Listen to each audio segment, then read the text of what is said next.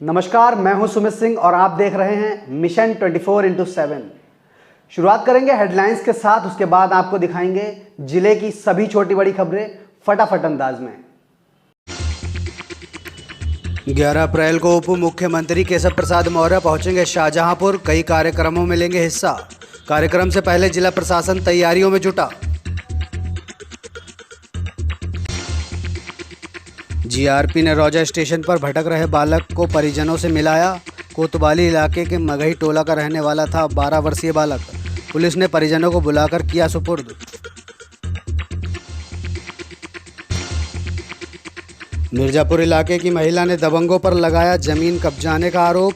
महिला बोली पुलिस भी दे रही दबंगों का साथ। वहीं पीड़ित महिला ने सीओ से की शिकायत। जलालाबाद में व्यापारियों ने नाला निर्माण में लगाया गोलमाल का आरोप। व्यापारी बोले नेशनल हाईवे के किनारे बनाया जा रहा है नाला, निर्माण में हो रहा घटिया सामग्री का इस्तेमाल। यूपी में निकाय चुनाव की तारीखों का हुआ ऐलान। 2 चरणों में होगा मतदान। पहले चरण में 4 मई और दूसरे चरण में 11 मई को होगा मतदान। 13 मई को होगी मतगणना। शाहजहांपुर में दूसरे चरण में होगा चुनाव।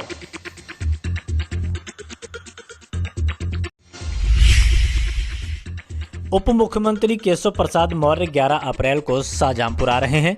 11 अप्रैल को मुख्यमंत्री का हेलीकॉप्टर ठीक 11:20 पर शाहजहांपुर पुलिस लाइन पहुंचेगा।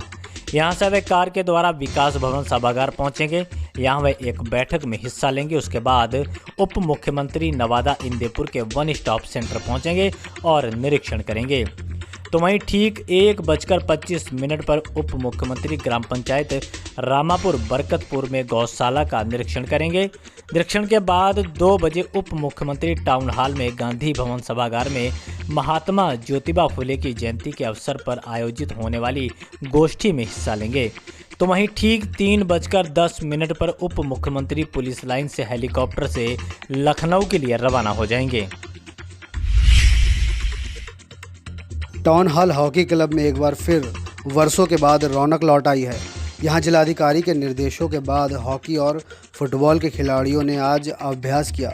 वहीं खिलाड़ियों का कहना है कि अब एक बार फिर से हॉकी क्लब मैदान में खुशहाली वापस लौटी है। खिलाड़ियों का कहना है कि हमको खेल के लिए मैदान मुहैया हो रहा है, तो ऐसे में शहर में छुपी की हुई कई प्रतिभाएं निखर कर सामने आएंगी। शाहजहांपुर में एक महिला की संदिग्ध परिस्थितियों में मौत हो गई। सूचना के बाद मौके पर पहुंची पुलिस ने सबको कब्जे में लेकर पोस्टमार्टम के लिए भेज दिया है और मामले में जांच शुरू कर दी है। हापुड़ जिले के गढ़मुक्तेश्वर कस्बे के रहने वाले लवप्रीत ने बताया कि उसने अपनी बहन की शादी 11 महीने पहले मदनापुर थाना क्षेत्र के डोकरी खुर्द गाँव में की थी। उनका कहना है कि शादी के बाद से ही ससुराल पक्ष के लोग उसे आए दिन दहेज के लिए परेशान कर रहे थे, जिसके चलते उसने फांसी लगाकर आत्महत्या कर ली। फिलहाल सूचना के बाद मौके पर पहुंची पुलिस ने सबको कब्जे में लेकर पोस्टमार्टम के लिए भेज दिया है। आज शाहजहांपुर में भारतीय योग संस्थान का स्थापना दिवस हर्षोल्लास के साथ मनाया गया। कार्यक्रम का आयोजन शहीद उद्यान में हुआ था।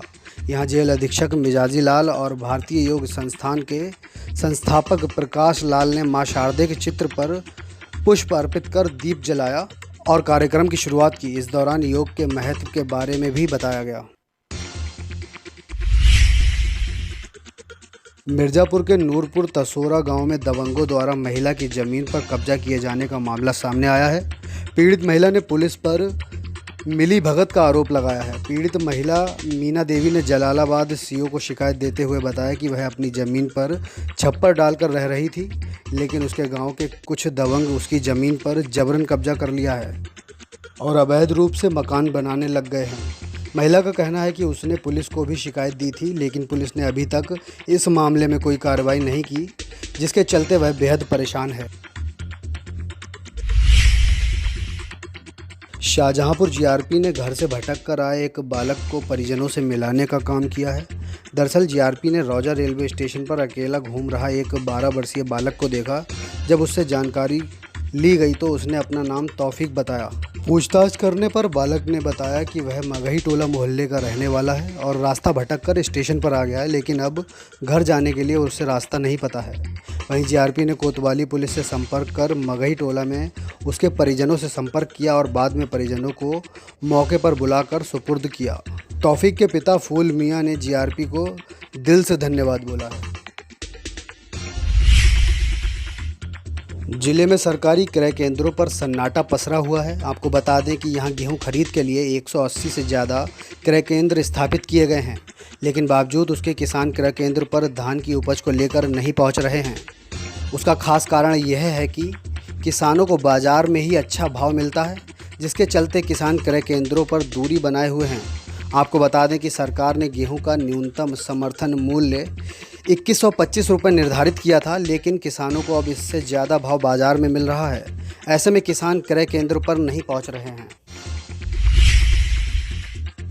सिंदौली क्षेत्र के चंदपई स्थित गुरुद्वारा सिंह सभा में आज स्वास्थ्य कैंप का आयोजन किया गया। यहां मरीजों का स्वास्थ्य चेकअप करने के बाद उनको दवाइयां लिखी गईं। साथ ही डॉक्टरों द्वारा स्वस्थ रहने के लिए डाइट चार्ट भी बताया गया। इस दौरान जांच कराने पहुंचे लोगों को बताया गया कि दवाइयों से ही नहीं बल्कि अच्छी डाइट से भी स्वस्थ रहा जा सकता है। डॉक्टर ने बताया कि लगातार बदल रहे खान पान के चलते लोग गंभीर बीमारियों का शिकार हो रहे हैं। ऐसे में ज़रूरी है कि लोग अपने खान पान पर विशेष तौर पर ध्यान दें। यूपी में निकाय चुनाव की तारीखों का ऐलान हो गया है। आपको बता दें कि यहां 2 चरणों में मतदान होगा। पहला चरण 4 मई और दूसरा चरण 11 मई को मतदान होगा, तो वहीं 13 मई को मतदान की गणना की जाएगी।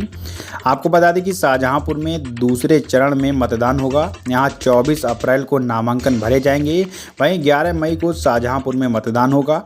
आपको ये भी बता दें कि शाहजहांपुर नगर निगम बनने के बाद पहली बार चुनाव होने जा रहा है। यहाँ पिछड़ा वर्ग महिला के लिए सीट आरक्षित की गई है। ऐसे में कई चेहरे चुनावी ताल ठोक रहे हैं। हालांकि अभी तक किसी भी राजनीतिक दल ने अपने प्रत्याशी की नाम की घोषणा नहीं की है।